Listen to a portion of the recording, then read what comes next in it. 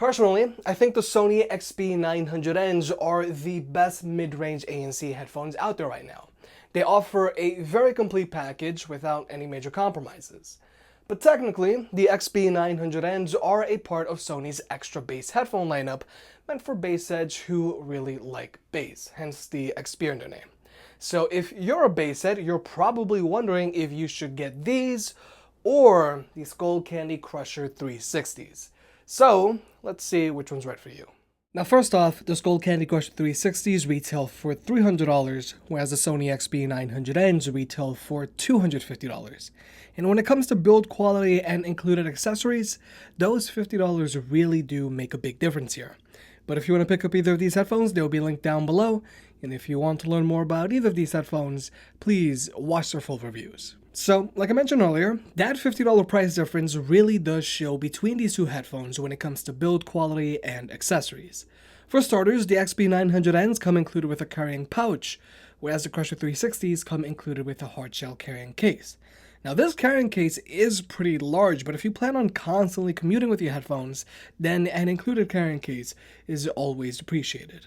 But also, the Crusher 360s use more premium materials than the Sonys.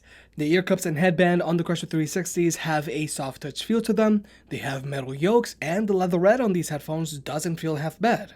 Overall, these headphones are built like a tank. Now, the Sonys also have decent build quality, but they're just mostly plastic, so if you hold either of these headphones in your hand, you're gonna automatically think the Crusher 360s are more premium. But when it comes to fit, the XB900Ns are more comfortable to wear than the Crusher 360s for a few different reasons.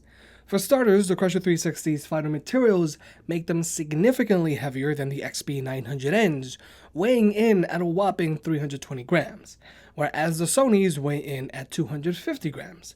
But the Sonys are also more comfortable to wear than the Crusher 360s because of their slightly reduced clamping force, slightly larger ear pads, and their ear cups also have more range of motion than the Crusher 360s, which can only pivot and swivel so much. Now, both of these headphones are big head approved, but personally, I do find the XB900Ns significantly more comfortable than the Crusher 360s. But when it comes to tech specs, the Crusher 360s do a really good job of keeping up. For starters, the Crusher 360s have an advertised battery life of 29 hours, whereas the Sonys are good for 30 hours. So both of these headphones have great battery lives. But the Crusher 360s do outperform the Sonys when it comes to fast charging. If you plug the Crusher 360s in for 10 minutes from a dead battery, they're going to get you 3 hours of playback time, whereas the Sonys are only going to get you 1 hour of playback time from that same 10-minute charge. The only major drawback here is that the Crusher 360s are still using a micro USB port instead of a USB-C port like on the Sonys. But when it comes to Bluetooth connectivity, both of these headphones perform pretty much the same. They both can only be connected to one device at a time, so that means if you're a power user, you can't hot swap with either of them, but they also both have aptX support. Now yeah, the XB900Ns also have LDAC support, which is better than aptX. But just keep in mind, the XB900Ns are going to automatically revert back to SBC on an Android device if you decide to use a custom EQ, aka crank up the bass. Whereas the Crusher 360s are going to use aptX no matter if you have their bass effect turned on or off. But if you're an iPhone user, the XB900Ns are going to use AAC no matter what EQ you use. So really the only ones being affected here when it comes to audio codecs are Android users. So how much bass exactly do these headphones have is probably the question you're currently asking. Okay, so without a doubt, the Crusher 360s have significantly more bass than the XB900Ns. It's not even close. But the Crusher 360s basically have a vibration motor built in alongside with your standard 40mm drivers. The Crusher 360's drivers themselves have a frequency response between 5 and 20,000 Hz, and then the rest of the bass is handled by the separate Crusher driver, which is what Skullcandy likes to call it.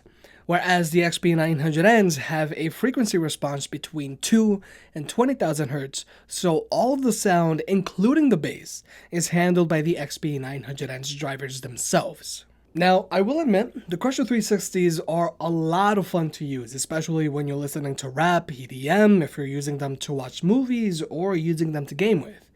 But these headphones don't get all that loud, and when it comes to their audio fidelity, their instrument separation and soundstage isn't all that great. Plainly said, the extra bass feature on the Crusher 360s does get old after a while, and if you want to use them as a normal pair of headphones down the road, then they don't sound or perform all that great, especially for $300 headphones.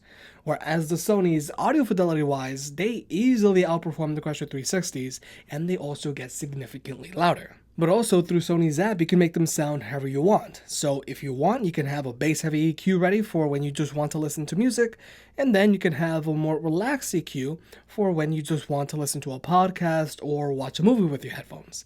This added flexibility found on the XB900Ns prevents them from being very one-note like the Crusher 360s, and I feel that it gives you more bang for your buck. But a feature that I really like on the Crusher 360s that I wish was available on the XB900Ns is being able to adjust your bass directly from the headphones. With the Crusher 360s, if you swipe up or down on the left ear cup, you can adjust your bass, whereas with the XB900Ns, if you want to adjust your bass or even just turn the feature on or off, you gotta open up the app.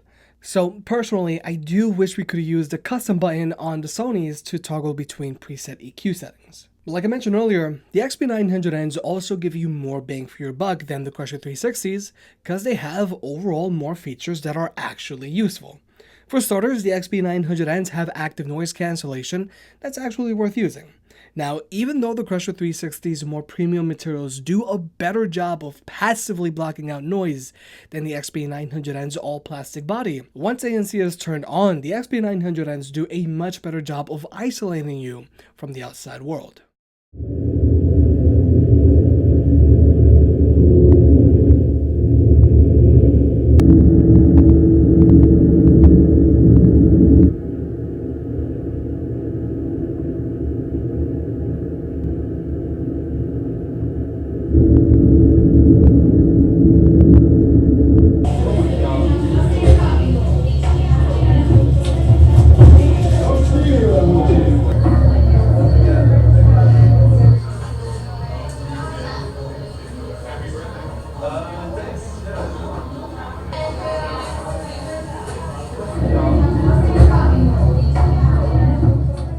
The Sony XB900Ns also have an ambient mode where you can select how much noise these headphones pump in so you can still be aware of your surroundings if you're walking around the city, or you can still hear when someone calls your name when you're watching movies at home.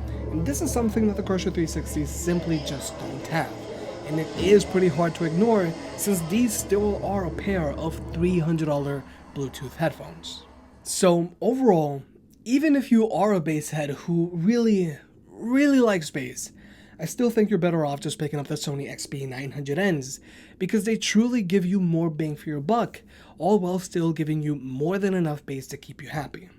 But I'm not saying stay completely away from the Skullcandy Crusher 360s, because at the end of the day, they are a lot of fun to use and they give you a completely different listening experience than any other pair of headphones on the market right now. I just wouldn't get them if I plan to use them as my main daily drivers. I feel the Skullcandy Crusher 360s are like an exotic sports car, like let's say a McLaren Senna. You wouldn't want to use them all the time and they wouldn't be your only pair of headphones, but when you do use them, they're a hell of a lot of fun. So what I'm saying is that the Skullcandy Crusher 360s are still great, but I would only consider getting them now if I already have a pair of great sounding headphones. If you made it this far, I guess you enjoyed the video, so hit that like button and get subscribed. It helps out more than you realize. If you want to pick any of the products up mentioned in this video, those will be linked in the description down below, and you can also support the channel by checking out the merch store. But other than that, I'll catch you next time.